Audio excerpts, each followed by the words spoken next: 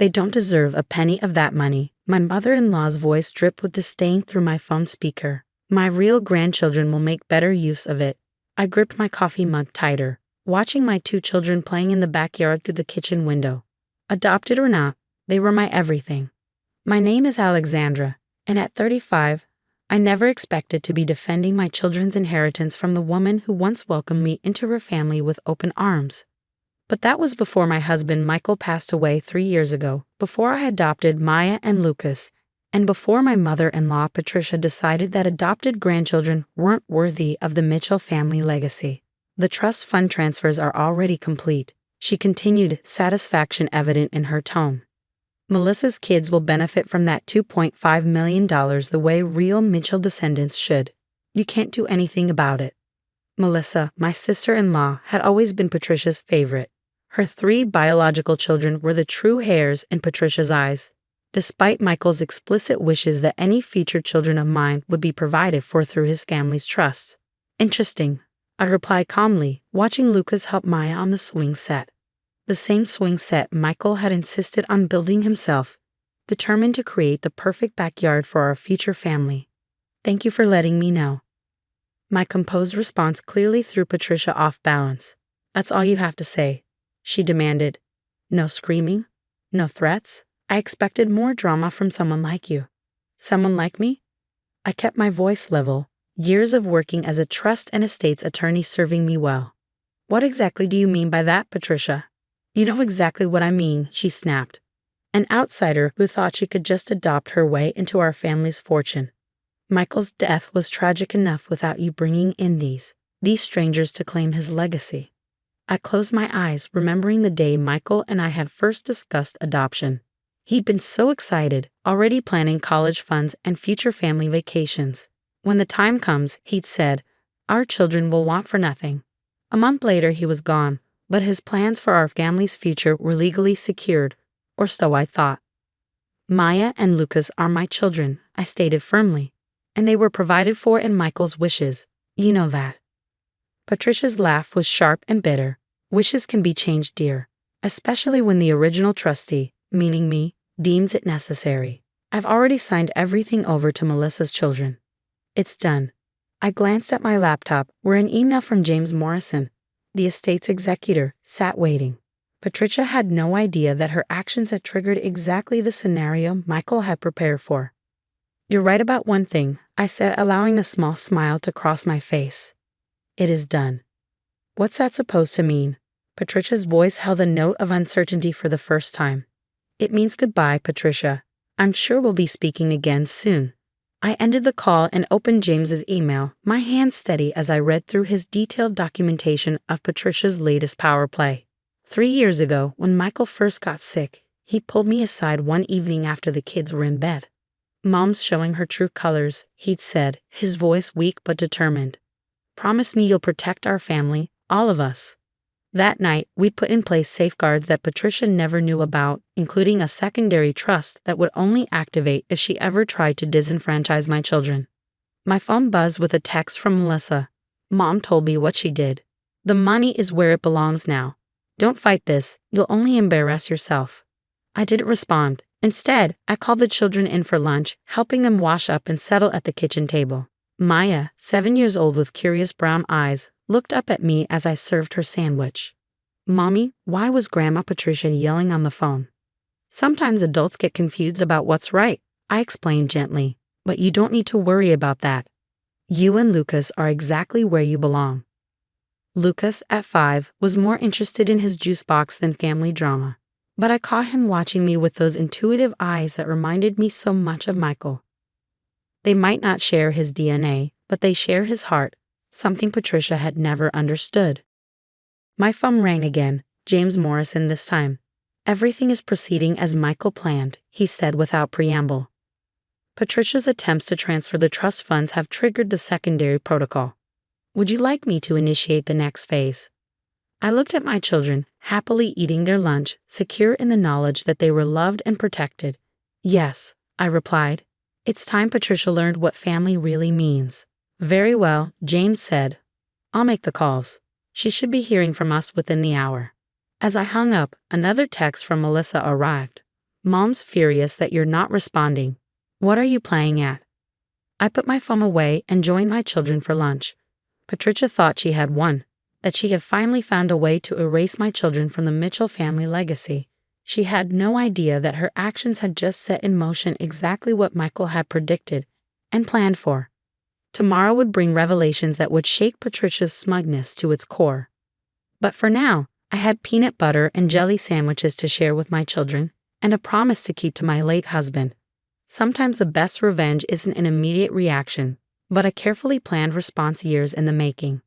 Maya looked up from her sandwich with Michael's gentle smile. Can we go back to playing after lunch? Of course, sweetheart, I said, smoothing her hair. We have all the time in the world. The next morning, I was helping Maya with her breakfast when my phone lit up with notifications. Patricia was calling repeatedly, each missed call followed by increasingly frantic text messages.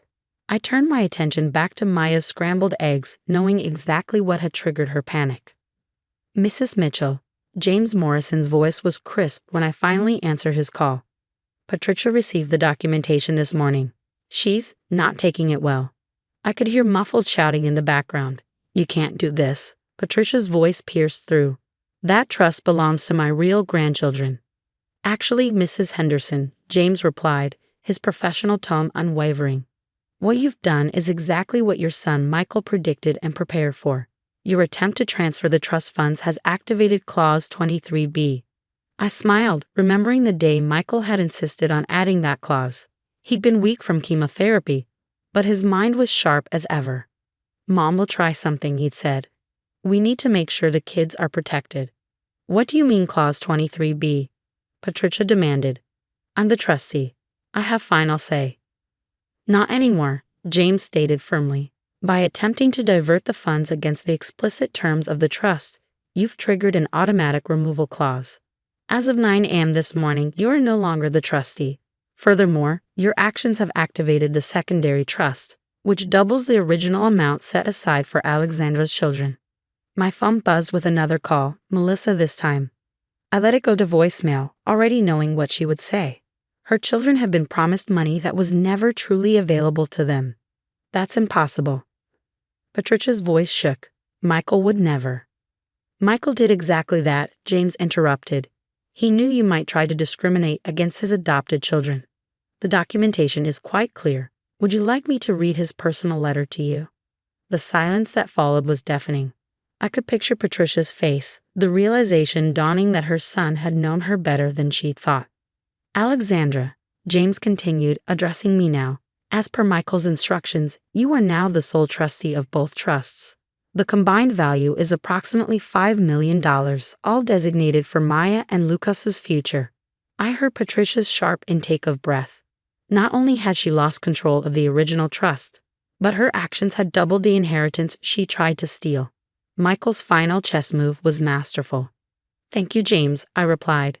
Please make sure Patricia receives a copy of Michael's letter. As I hung up, the back door opened and Mrs. Rodriguez, our neighbor who watched Lucas during his morning therapy sessions, came in with my son.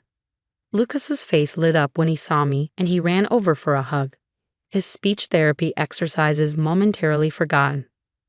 Mommy, I did good today. He beamed, his words clearer than they'd been a month ago. The therapy sessions were expensive, but they were helping.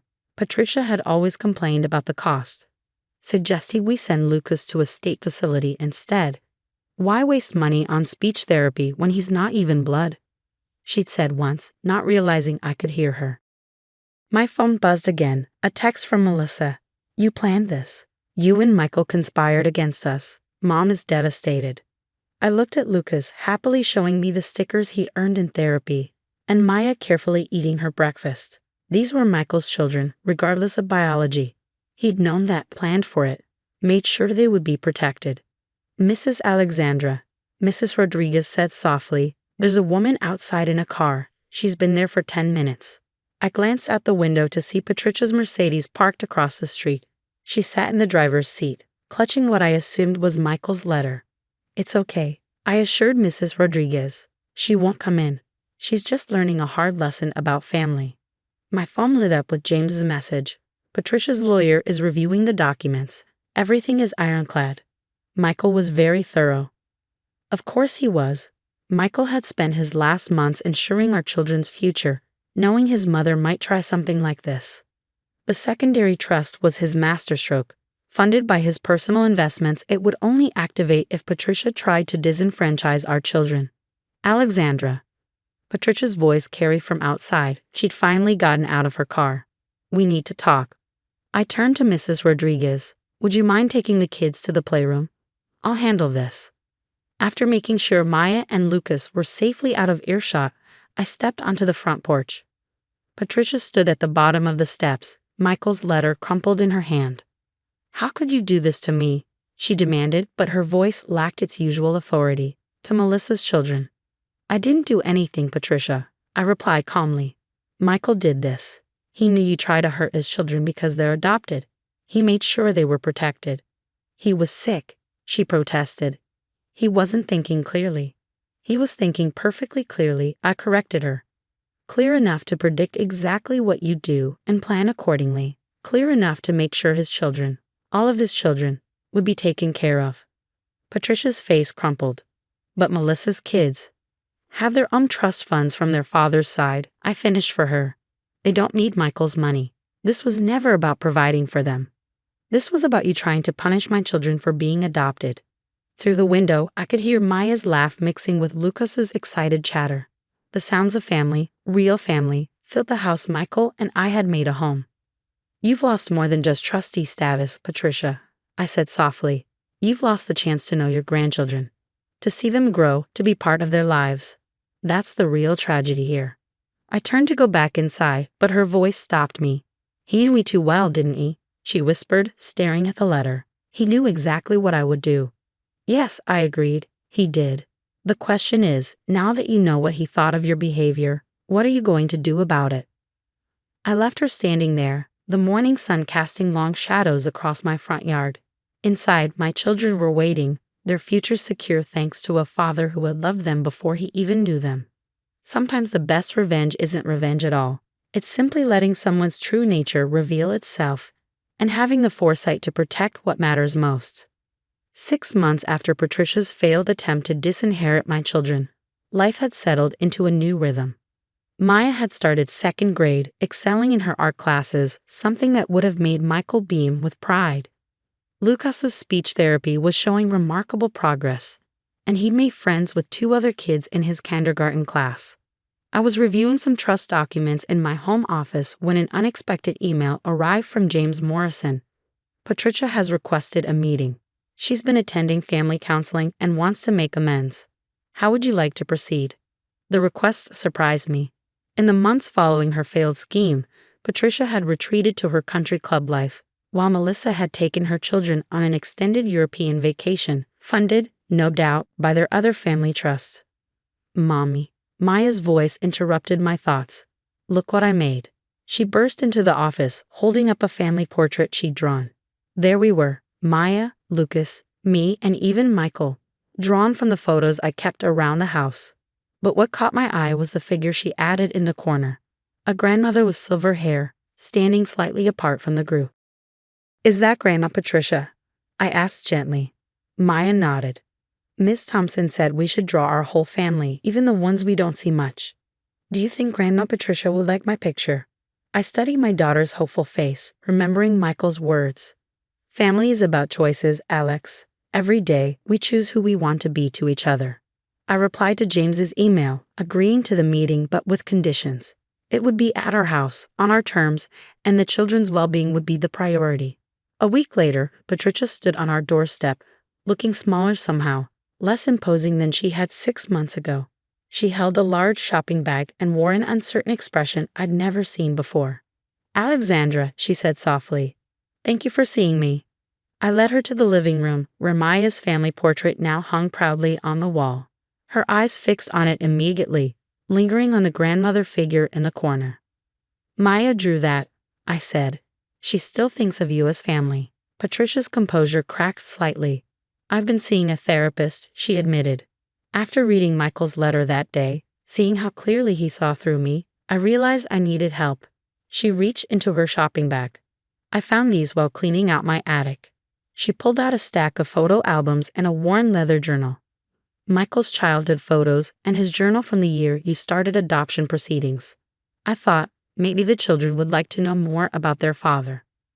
I opened the journal to a random page, catching glimpses of Michael's familiar handwriting. Met with the adoption agency today. Can't stop thinking about the family we'll build. Mom doesn't understand yet, but she will when she meets our children. He never gave up hope that you'd accept them, I said quietly. Patricia wiped a tear.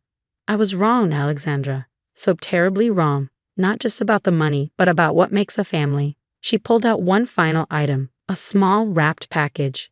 This was Michael's favorite book when he was Lucas's age. He used to make me read it every night, even when he was struggling with his own speech difficulties. I hadn't known that about Michael.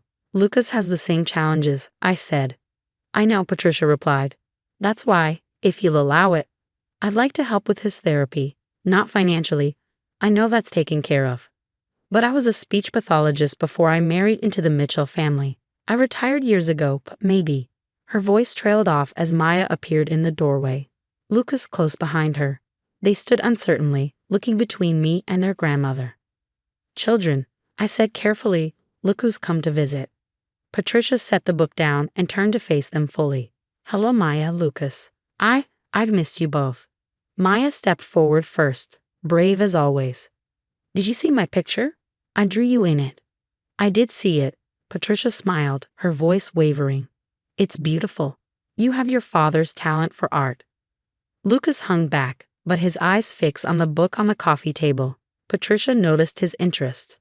That was your daddy's favorite story when he was your age, she said gently. Would you like to hear it? He looked at me for permission and I nodded. Soon, Patricia was sitting on the couch, a child on either side, reading from the worn pages of Michael's childhood book. Her voice was different now, softer, without the sharp edges of superiority that had dominated our last encounter. Watching them, I felt Michael's presence strongly. He'd known this might happen too, that given time and consequences, his mother might find her way back to the truth about family. A secondary trust wasn't just about money. It was about giving everyone time to grow, to learn, to choose who they wanted to be to each other. Maya's drawing caught the afternoon light, the family she depicted, complete with the grandmother in the corner, seeming to glow. Sometimes the happy ending isn't about winning or losing, but about finding a way back to what matters most. Michael had known that too. I left them reading and went to start dinner, sending a quick text to James. The meeting went well. Michael would be pleased. His response came moments later. He knew it would, eventually. That's why he left the door open for reconciliation in the trust terms. Your children have inherited more than money. They've inherited his wisdom about what family really means. I smiled, listening to the sounds of story time flowing from the living room. Maya's laughter, Lucas's questions, Patricia's gentle answers, the sound of a family healing, one page at a time.